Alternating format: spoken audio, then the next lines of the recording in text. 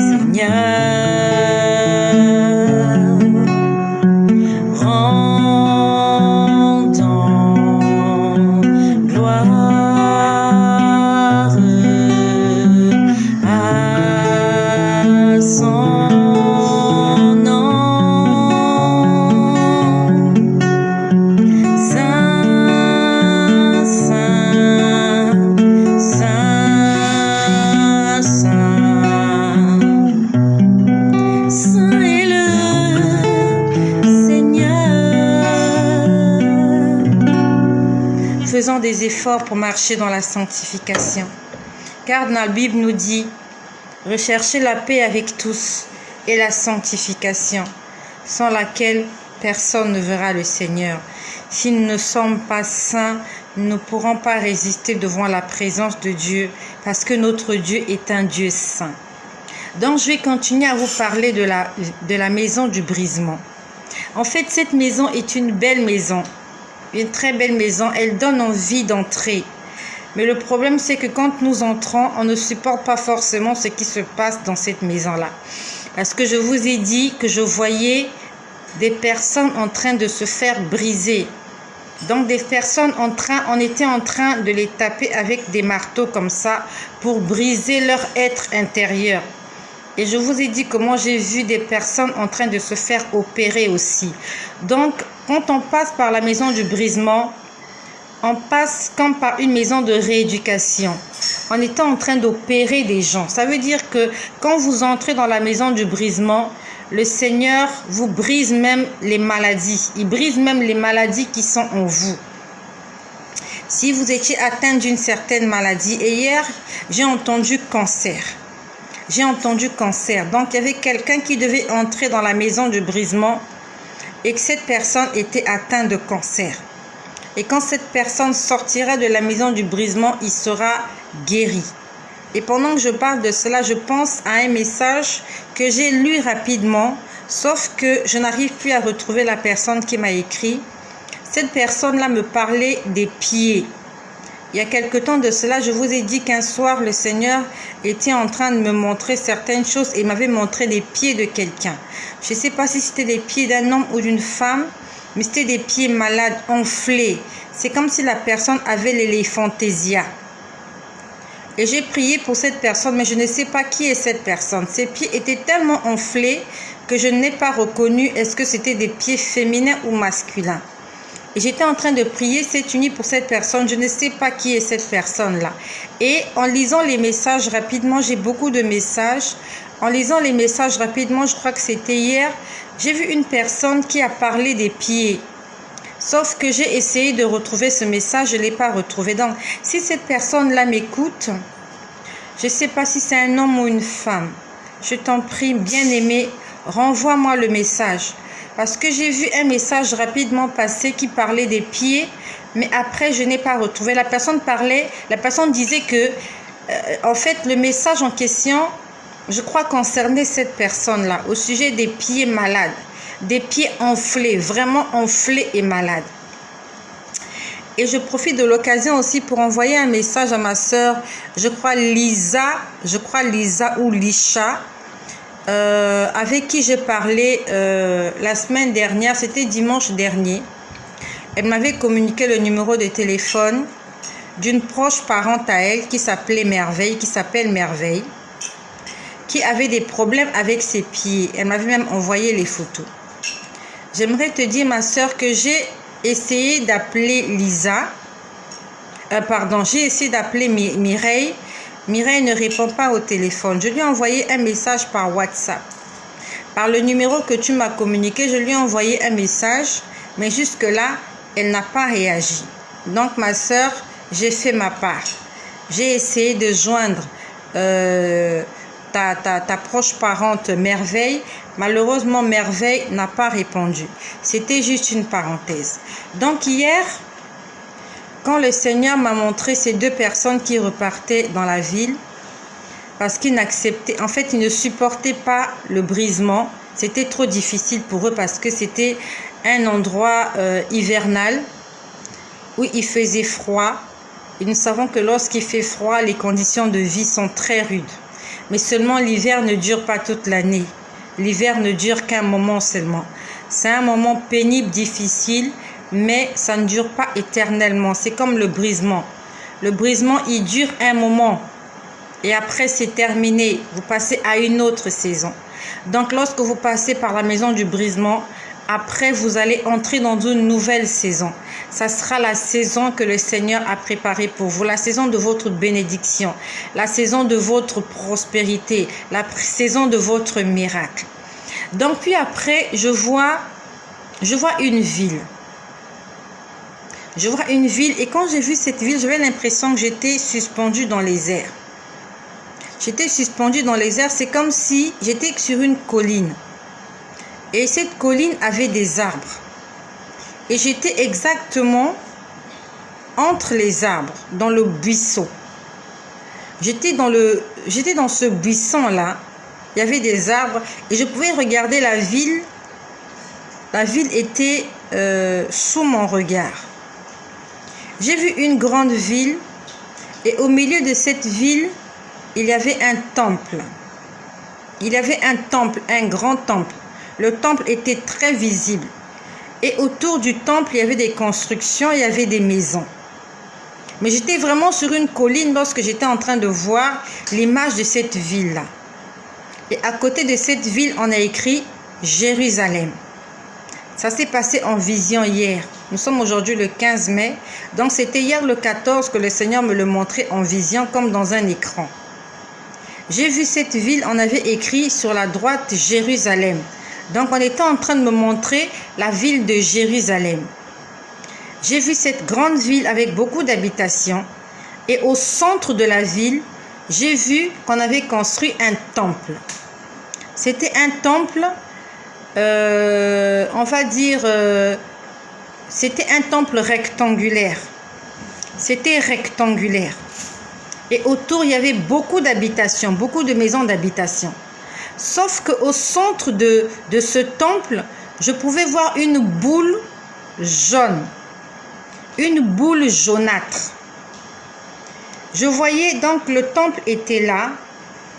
Et moi, j'étais comme suspendue dans les airs. J'étais en hauteur, comme sur un arbre, perché. Et je voyais cette ville de loin. On avait écrit à côté Jérusalem. Au centre de ce temple, il y avait un temple au milieu de la ville, juste au milieu de la ville, vraiment au centre de la ville. Et ce temple est de forme rectangulaire.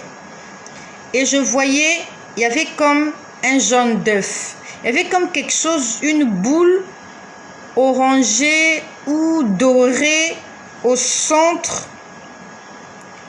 de ce temple-là. Et je pouvais bien voir ce temple-là. Ce temple-là, devant le temple, il y avait deux colonnes. Deux énormes colonnes. Quand je parle de colonnes, je vais vous montrer une image des colonnes en question. C'était des colonnes comme ça. Vraiment, c'était un grand temple, très grand, très très grand. Et à l'intérieur et à l'entrée, on va dire à l'entrée du temple, il y avait une porte qu'on ouvrait avec deux bâtons. Et de part et d'autre de cette porte, il y avait deux grosses colonnes. Comme ce que je viens de vous montrer, deux grosses colonnes. Donc quand je vois cette image, je ne comprends pas exactement ce que cela signifie. Vraiment, je n'ai pas compris. J'ai vu la ville de Jérusalem avec le temple au milieu de la ville, au centre de la ville, il y avait un temple, mais seulement il y avait une caractéristique, il y avait une boule, il y avait une forme circulaire au milieu du temple, mais c'était vraiment en hauteur. Alors je vois ma sœur Lydie qui m'écrit: bonsoir ma sœur, cet enseignement me tient à cœur, priez pour moi, je suis sensible que l'onction de Dieu surabonde en vous. Merci ma sœur, que le Seigneur te bénisse là où tu te trouves, que le Seigneur te fasse du bien. Donc j'étais en train de parler de Jérusalem, ça s'est passé hier, le Seigneur me l'a montré. Donc il y avait une boule dorée au milieu du temple. Après, j'entends une voix. La voix me dit: je vais briser ce que tu es en train de voir au milieu du temple. Quand il me dit: je vais briser ce que tu es en train de voir au milieu du temple, en fait, je me rends compte que, je peux comprendre que à la place du temple, il y a une autre construction actuellement. Et la construction en question, au sommet de cette construction, il y a une grosse boule dorée. Donc nous sommes actuellement le 15 mai 2021. à l'endroit où doit être le temple de Jérusalem, un temple construit sous la forme rectangulaire, il y a actuellement une construction et le toit de cette construction est une grosse boule dorée. C'était comme du jaune d'œuf. La couleur était comme le jaune d'œuf. Donc la voix me disait, je vais briser. Parce qu'on est en train de parler de la maison du brisement. Donc là, on me montre le temple de Jérusalem et j'entends une voix qui me dit, je vais briser la construction qui est actuellement à l'endroit où doit être le temple de Jérusalem. Donc, quand j'entends cette voix, je me rends compte qu'en fait, la construction qui est actuellement là où doit se trouver le temple de Jérusalem, que cette construction est un œuf. C'est un œuf, ça a la forme d'un œuf. J'ai jamais été en Israël, j'ai jamais été à Jérusalem. Je ne sais pas vraiment à quoi ressemble le bâtiment qu'on a construit, là où doit être le temple de Jérusalem. Mais hier, j'entendais la voix qui me disait que cette chose-là est un œuf. Et après, il me dit, je vais briser cet œuf-là. Nous savons que l'œuf est très fragile. Donc, c'est quelque chose de très fragile qu'on a construit à la place du temple. À la place du temple de Jérusalem, la construction qui est là, en fait, elle est très fragile. Il suffit juste d'un coup de massue pour briser ce temple-là. Et j'étais en train d'entendre la voix qui me disait, je vais briser cet œuf. Il a dit, je vais briser cet œuf. Et quand il a dit, je vais briser cet œuf, je pouvais voir que, en fait, c'est même pas une construction. C'est comme si c'était un œuf au plat. Quelque chose de banal qu'ils ont construit. Je ne sais pas exactement quelle est la forme du bâtiment qu'ils ont construit, mais je l'ai vu sous forme d'un œuf au plat. Vous voyez, l'œuf au plat, c'est même pas une omelette. Vous voyez, vous mettez la poêle au feu, vous mettez un peu d'huile, vous cassez l'œuf et vous jetez l'œuf. Voilà, ça ressemblait à ça. Avec une boule au milieu, une boule jaune. Et la boule jaune en question ressemblait au jaune d'œuf. Et tout autour, il y avait le blanc d'œuf. Quand il m'a dit, je vais briser cet œuf, ça ressemblait à une omelette au plat. À une omelette au plat. Vraiment, c'est à ça que ça ressemblait. Puis, vraiment, j'ai pu voir qu'il y a les deux colonnes. Vraiment, c'est comme si les deux colonnes signifient quelque chose. Donc, je pouvais voir ces deux colonnes-là se rapprocher de moi. Je ne sais pas pourquoi on a mis l'accent sur les deux colonnes, mais vraiment, les deux colonnes de ce temple ont une signification. Et je pouvais voir ces colonnes-là, elles étaient énormes. Elles étaient énormes, les deux colonnes.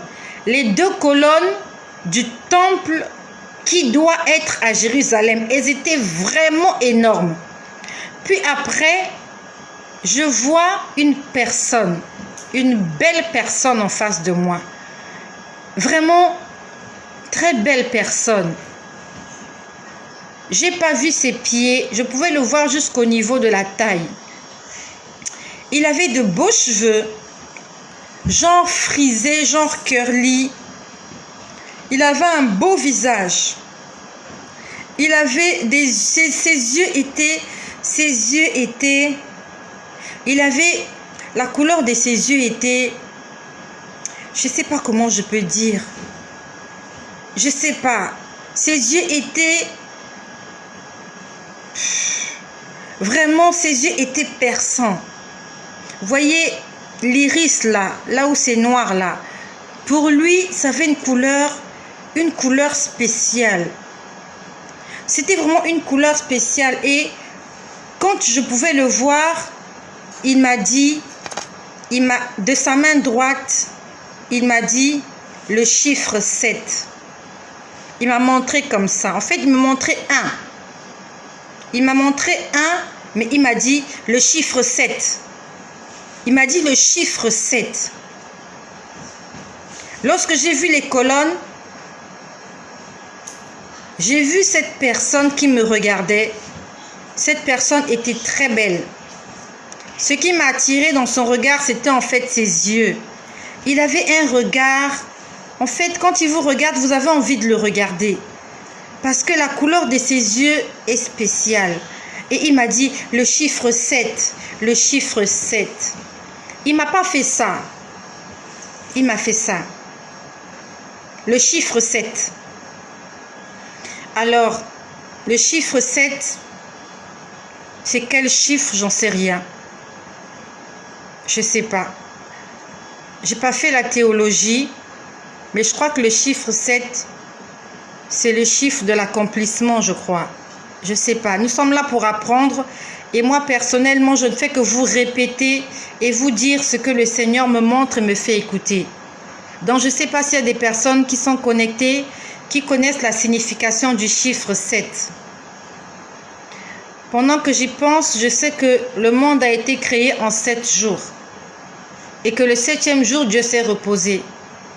Donc, c'est comme si le chiffre 7, c'est le chiffre, le dernier chiffre. Après le dimanche, il n'y a pas un autre jour. C'est peut-être ce que ça signifie que nous sommes dans les temps de la fin. Parce qu'il m'a fait ça, il m'a dit le chiffre 7. C'est le dernier chiffre. C'est le dernier chiffre de la création. Nous sommes peut-être au 7e jour. Nous sommes au dernier jour de la création. Et le bâtiment qui est construit à la place où doit être le temple de Jérusalem sera détruit. Ça sera détruit comme un œuf au plat. Ça sera détruit facilement. Ça sera détruit très vite. Et à la place de cette construction que Dieu a appelée un œuf, je ne sais pas quelle forme a cette bâtisse, à la place de cet œuf, de ce monument, je ne sais pas, de cette construction que Dieu a appelée un œuf, on va construire un temple. Un grand temple de forme rectangulaire. Et ce temple aura 2 colonnes. Juste à l'entrée de ce temple, il y aura 2 colonnes. 2 grosses colonnes. 2 gigantesques colonnes. Je ne sais pas exactement ce que signifient ces colonnes-là. Mais ça a une explication, ces colonnes. Parce que j'ai vu les colonnes grandir. Elles étaient en train de grandir, les 2 colonnes, ensemble. Elles étaient en train de prendre de l'ampleur. Puis après, j'ai vu une femme habillée en robe de mariage. Elle avait porté une robe de mariage. La robe de mariage s'arrêtait au niveau des mains, là. Ici. Ça ne couvrait pas ses mains. Elle n'avait pas de voile. Sa robe était longue, moulante. Je ne pouvais pas voir ses chaussures parce que sa robe était longue, sa robe couvrait ses chaussures. Elle était en train de danser de façon très impudique. Elle était en train de danser en bougeant son postérieur. Elle dansait mais salement. Et quand j'ai vu l'image de cette femme habillée en robe de mariage en train de danser de façon très dépravée, il me dit, regarde ce que l'épouse est en train de faire. Il me dit, celle-là, c'est mon épouse. Regarde comment elle est habillée et regarde comment elle est en train de danser. C'était une femme mariée en train de bouger son postérieur. Quand je parle de son postérieur, c'est son derrière. Elle dansait de façon à attirer les regards. Elle dansait de façon séduisante. Elle dansait avec son derrière. Il m'a dit, celle-là, c'est mon épouse. Il m'a dit, regarde comment mon épouse est en train de danser. Et regarde comment elle est habillée. Les mains de cette femme mariée n'étaient pas couvertes. On pouvait voir ses bras. On pouvait voir son visage. Elle n'avait même pas de voile. On pouvait voir ses formes. Parce que sa robe était moulante. La seule chose qu'on ne voyait pas, c'était ses pieds. Elle était en train de danser. Elle était en train de danser, mais vraiment de danser. Il me dit, regarde mon épouse, regarde comment elle est en train de se comporter. Il m'a dit, regarde le vêtement qu'elle a, regarde comment elle est habillée. Puis après, j'ai vu une autre chose. J'ai vu un seau. J'ai vu un seau d'eau. C'était un seau d'eau qui était posé dans un endroit très sale, dans un endroit dégueulasse, dans un endroit répugnant. Et à l'intérieur de ce seau d'eau, il y avait de l'eau très sale, vraiment de l'eau très sale, dégueulasse. C'était de l'eau noire, c'était très sale. Donc le seau, déjà, le seau en lui-même, il était de couleur jaune. Et il était tellement sale qu'il n'était même plus jaune. Mais quand vous le voyez, vous voyez quand même la couleur jaune à certains endroits. Mais c'était vraiment, vous voyez, comme un seau qui a mis du temps dans de l'eau. Lorsque vous sortez cela, il y a de la mousse dessus. Il y a vraiment toute forme d'impureté sur ce seau-là. Et à l'intérieur du seau, il y avait un liquide sale, de l'eau très sale. Et l'environnement aussi dans lequel était posé le seau était très sale. Et quand je peux voir ce seau-là, avec de l'eau sale, je peux entendre une voix qui me dit, regarde, ça c'est la haine et la colère. Vraiment, j'ai vu le seau, il m'a dit que et le seau, et l'eau sale et l'environnement représentaient une personne qui vit dans la haine et qui vit dans la colère pour son prochain. Il me dit, regarde la haine et la colère. Mais quand il a dit ça, il était dégoûté de voir cette chose-là. Il était dégoûté. Je ne sais pas qui parlait, mais j'entendais quelqu'un parler, c'était la voix d'un homme. Il m'a dit, regarde la haine et la colère. En fait, il était en train de me dire, quelqu'un qui a de la haine pour son prochain ressemble à ce seau sale-là, qui a de l'eau sale à l'intérieur et qui vit dans un environnement très, très insalubre. Il m'a dit, regarde la haine, regarde la colère. Donc, je ne sais pas, toi qui m'écoutes, est-ce que tu as de la haine pour des gens? Est-ce qu'il y a quelqu'un que tu hais particulièrement? Est-ce qu'il y a quelqu'un contre qui tu es en colère? Quelqu'un t'a fait du mal, quelqu'un t'a blessé. Est-ce que tu es en colère contre quelqu'un? Je veux te dire que le Seigneur dégoûte ce genre de sentiment. Quand j'ai vu cette image, elle était dégoûtante moi-même quand je l'ai vue. Et le Seigneur m'a dit, regarde la haine et la colère. En fait, il a dit de façon dégoûtante. C'est comme s'il était dégoûté. Lorsque quelqu'un est en colère, le Seigneur n'a pas envie de voir cette personne-là. Le Seigneur ne fait même pas attention à quelqu'un qui est en colère contre son prochain. Lorsque tu as de la haine pour ton prochain, Dieu ne fait même pas attention à toi. Tu es répugnant. En fait, tu es répugnant. On n'a pas envie de rester avec toi.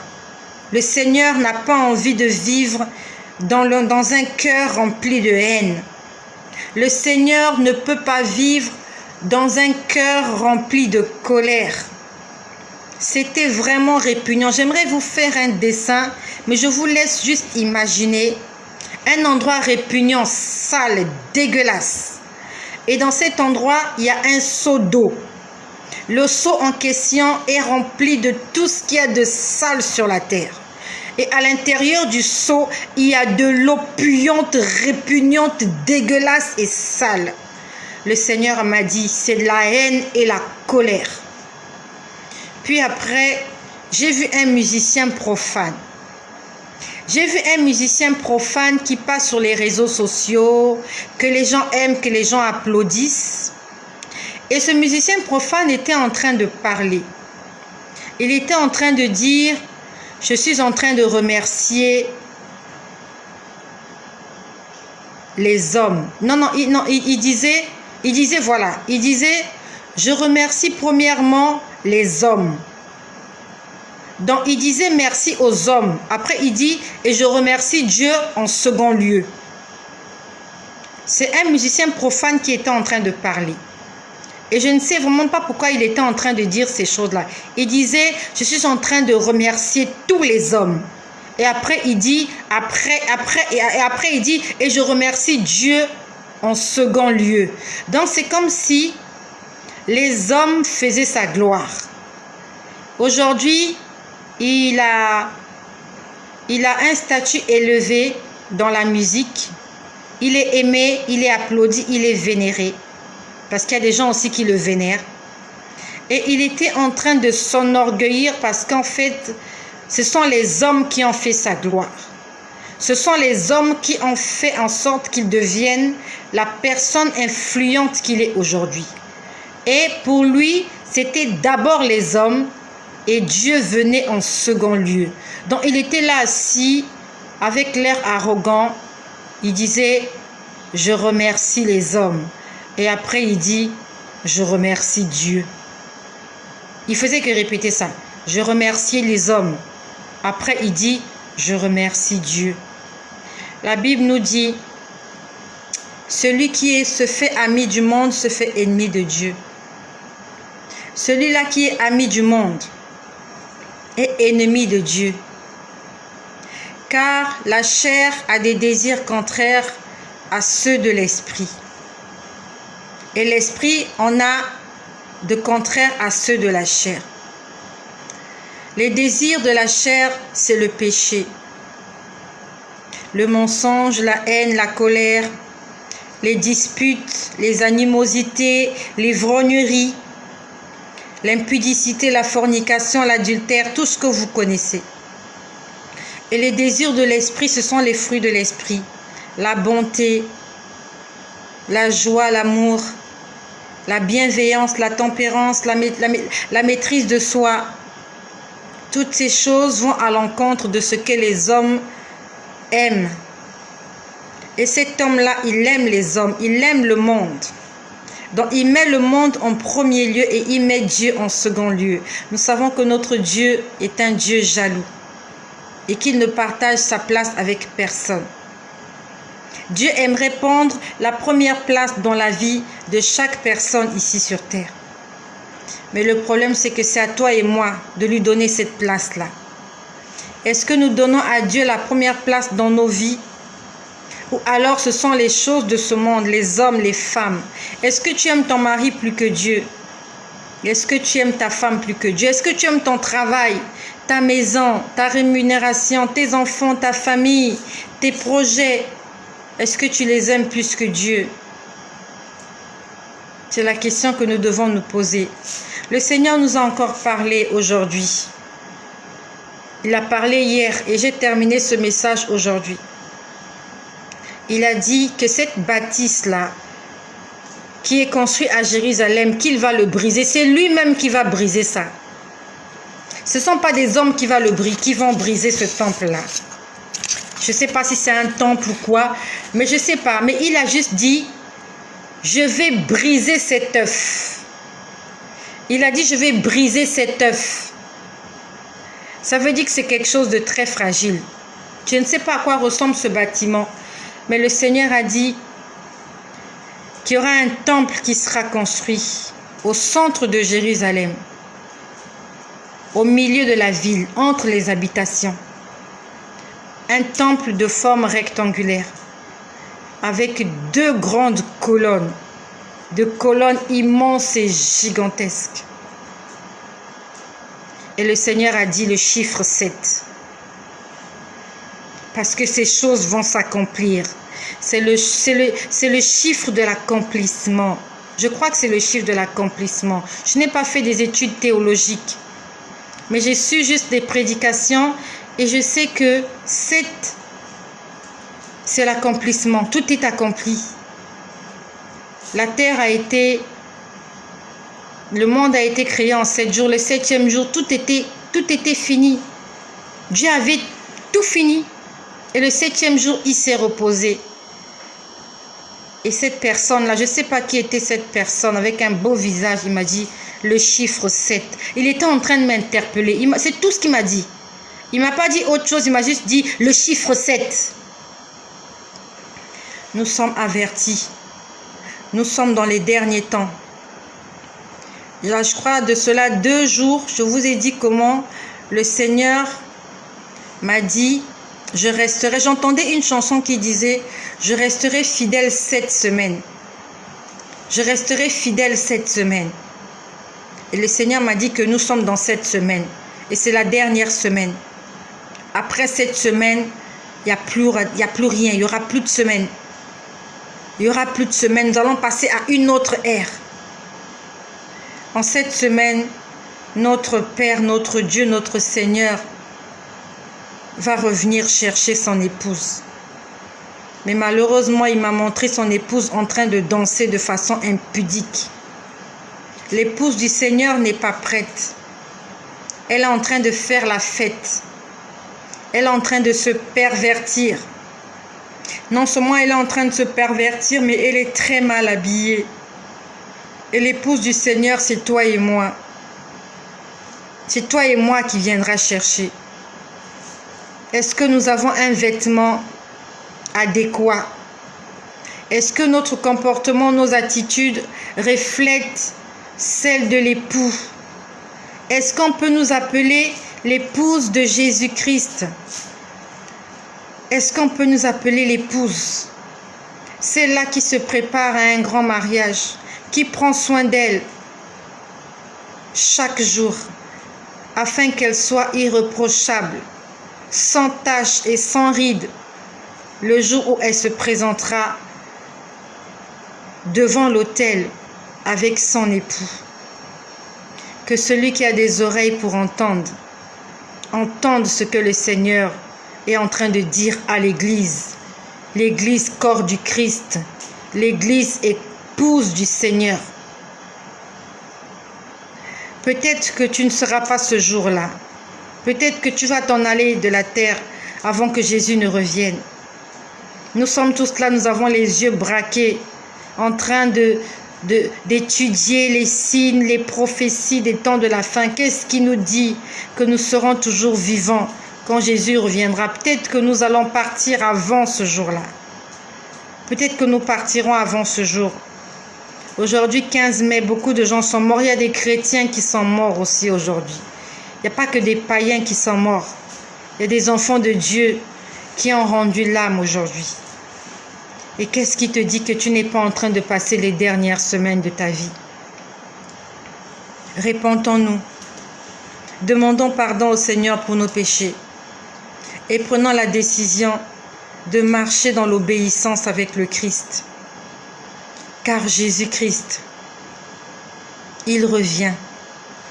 Il me l'a dit avant-hier, encore une fois.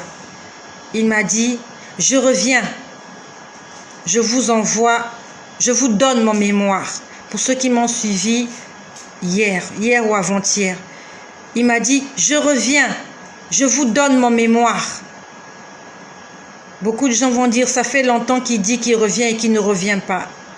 Il est en train de t'attendre, il est en train de te donner une dernière chance. Parce qu'il ne veut pas te perdre. Il y a quelqu'un aujourd'hui qui est mort, qui n'aura pas la grâce que toi tu as, d'être encore vivant pendant le retour de Jésus. Et qu'est-ce qui dit que si tu es vivant, que tu vas monter? Qu'est-ce qui te dit que tu vas monter? Avant-hier, nous avons fêté l'Assomption, la montée de Jésus au ciel. Qu'est-ce qui te dit que tu vas monter?